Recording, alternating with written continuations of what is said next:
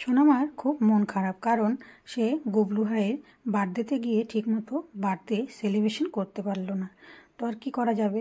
Happy birthday Gublu সোনা, তুমি অনেক বড় হও আর সুস্থ থেকো, এটাই ভগবানের কাছে প্রে করি।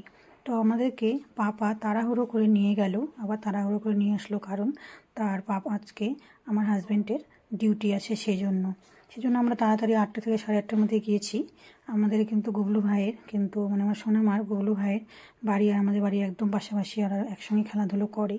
তো আমরা তাড়াতাড়ি গেছি, গিয়ে দেখি যার অনুষ্ঠান সে এখনও প্রেজেন্ট হয়নি। তো কী করা যাবে, তো সেই জন্য আমরা তার অপেক্ষায় থাকলাম। আর সোনামা একটু পোজ দিয়ে নিল, তখন একটু ছবি তুলে নিল। তো গুবলু সোনা আস্তে আস্তে আমরা অনেকগুলো ভিডিও করেছি। তো আর কি করা যাবে, এখনও ভাই আসেনি। আর সাজানোগুলো খুব সুন্দর হয়েছিল, তার সঙ্গে খাওয়া দাওয়া খুব সুন্দর হয়েছিল।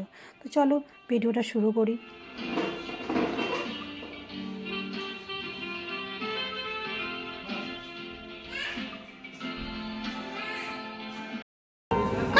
হবে না, তাহলে ক্যাশ নিয়ে তুই আবার নিয়ে যা, সবাই এসে বসে কেক কাটা ভিডিও হচ্ছে বড়।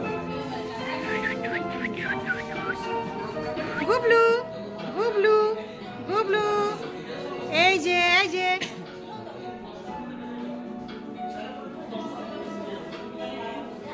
এই দাঁত বেরোচ্ছে তো, দেখি দাঁত বের করো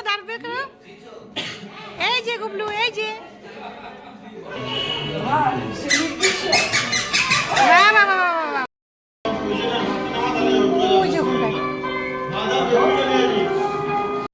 তো আমাদের খাওয়া দাওয়া হয়ে গেছে। এখন সোনামা আইসক্রিম খাচ্ছে, আর তার ছোটোবেলার বান্ধবীর সঙ্গে দেখা হয়ে গেছে, সে খাচ্ছে পকোড়া আর সোনামা খাচ্ছে আইসক্রিম। তো দুজনে একটু গল্প করলো, আড্ডা দিল, তারপরে আমাদের বাড়ি ফেরার পালা।